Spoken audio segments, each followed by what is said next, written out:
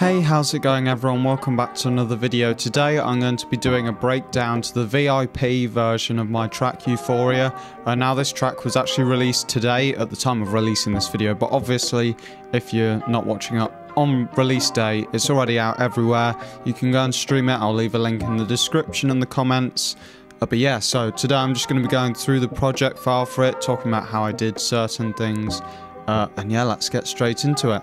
So this track was actually made inside of Logic. The original version of Euphoria was made inside of FL Studio, but when I made the VIP edit, FL Studio was not working on my laptop, so I moved over to Logic for a bit. But yeah, so I'm going to be going through how I did everything. So we'll start off with the drums.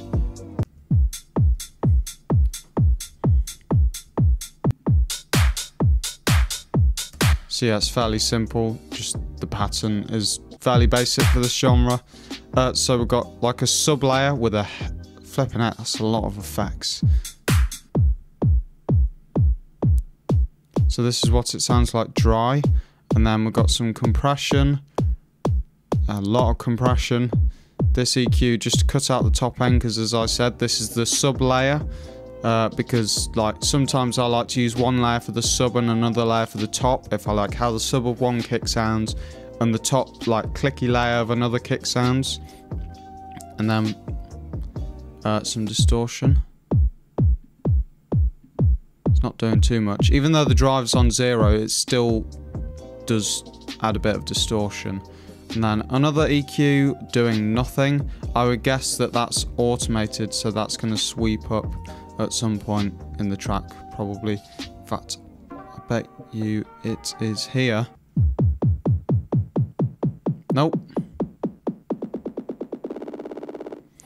Well, I don't know why they're there, to be honest. And then, yeah, we've got a top layer of kick. Just fairly subtle. Some hats with just some EQ to take out the low end.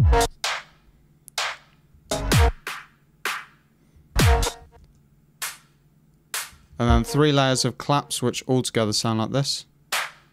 I have to say, I really like the claps in this track. I don't want to big myself up, but I feel like I did a good job with them. And yeah, so what is next? So we've got this pluck in the intro. I feel like I kind of showed this stuff when I think I did a breakdown of the original Euphoria. I can't remember. But yeah, so with this, as I said, the original version of Euphoria was made in FL Studio. But obviously this is in Logic, so I had to remake it. But I feel like, yeah, I feel like this was a preset in the original one.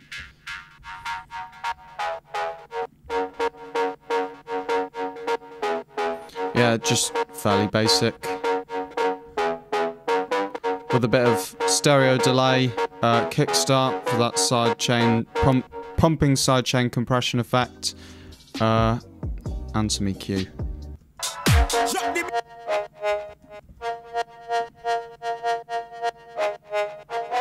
And yeah, we've got this weird pluck as well, with again some stereo delay, kickstart and EQ, nothing fancy. Got this respace, which apparently I also used a preset for.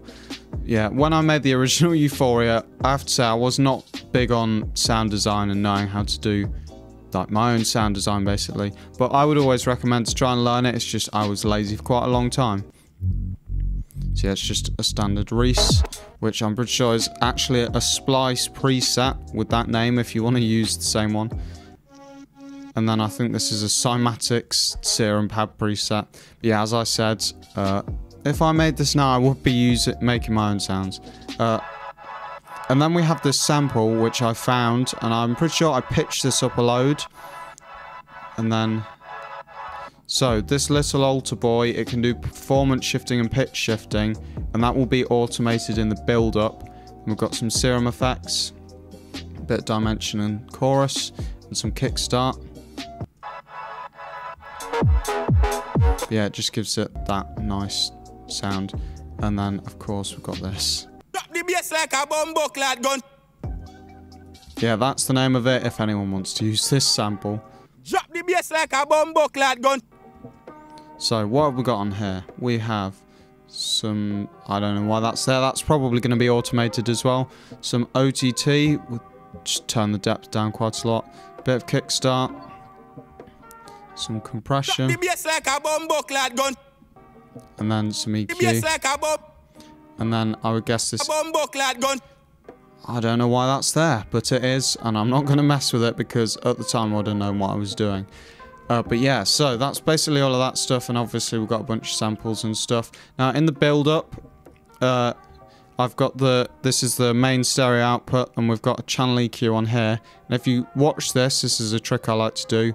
I can't remember where I learned it, but it's fairly basic. So you just automate the high-pass filter, and yeah, I'll just show it to you.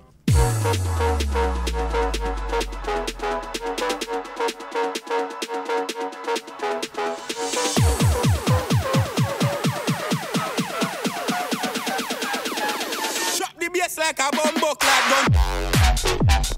And yeah, you can see it just helps the build up a lot more. So if I turn that off, there's loads of bass in the build up, and it means the drop doesn't hit as hard. Bumbuck lad gun. Because like you have loads of bass kicking back in here, and it's just more impactful. So the main drop, what have we got? Yeah, as I said, in the original version of Euphoria, I'm pretty sure I used presets for the bass, but for this, obviously, it's a different version.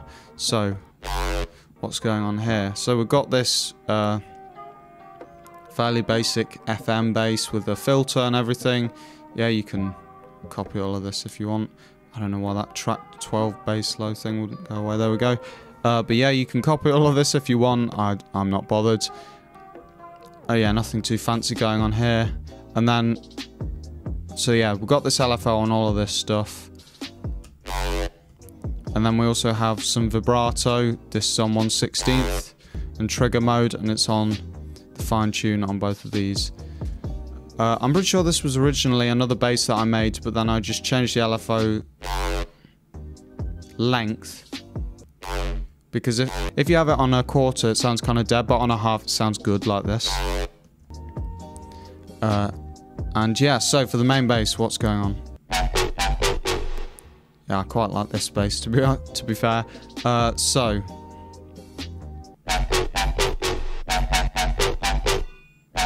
nothing too fancy.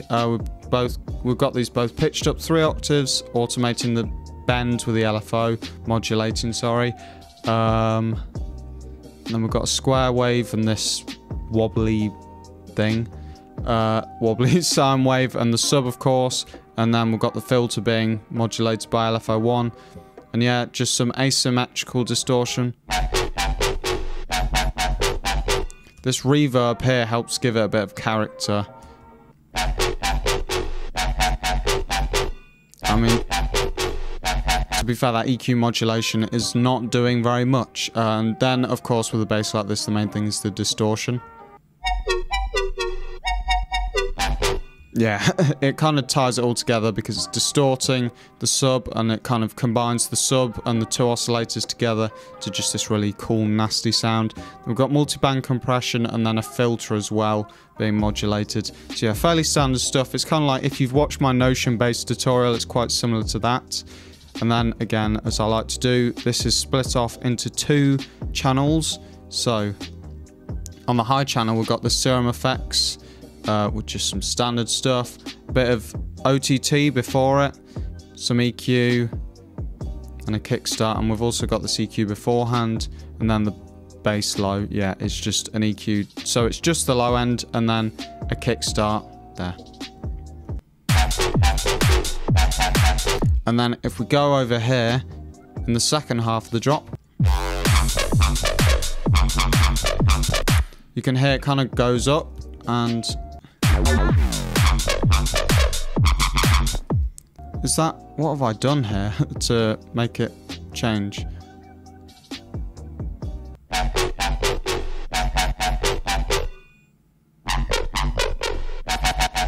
Yeah, okay, so I've changed oscillator A into this wavetable. I believe it's mostly the same other than that, to be fair. But yeah, and then we've got this thing, UKG type bass I made. I don't know why it's called that. But yeah, this is a very simple Serum preset. If it wants to open, well, not preset, just a thing. Yeah, it just sounds like that. Copy this if you want. There you go. And then, as always, with this track, we've got a bunch of just these random hits. And then we have these two samples as well. Yeah, just random samples throughout the drop just to help fill in these gaps. I think this is the same. Yeah, and it just sounds cool there. And then also one thing I should mention as well, if you listen to this. Just there, that whoosh kind of sound effect. I've just automated the reverb here. Oh, it's actually on there. So this is being sent to there, but you can just whack on a reverb. This is the same in any DAW. You whack on a reverb, and then you can automate it in these gaps, and it will sound, just help fill out the sound and not sound as empty. And yeah, and then you can pull it right back down as you go into there, and then yeah, I think that's mostly it. Like, this is basically the same as the intro, and then on the second drop, I will have, yeah, I cut out all the low bass. Okay, no, I didn't. I forgot how I made this song. So I've just got some automated reverb here, just to build into where the drums kick back in. And I tell you what, something that you might find interesting as well is what I've done here. So I have a Space Designer, which is just reverb before distortion, and then it makes this cool effect here. If you just distort this wet reverb signal, like you can see, it goes all the way up, so it's loads of reverb, and then distorted. Oops. And then you just pull it right back down, and it gives that massive effect. And then yeah, it's kind of self-explanatory if you've already seen the rest, but yeah, so thank you guys for watching. As I said, you can download, buy, save, stream this song in the description, and I'll leave a link in the comments as well, and that will be very much appreciated. But yeah, thank you guys for watching. I'll catch you all in the next one. Goodbye.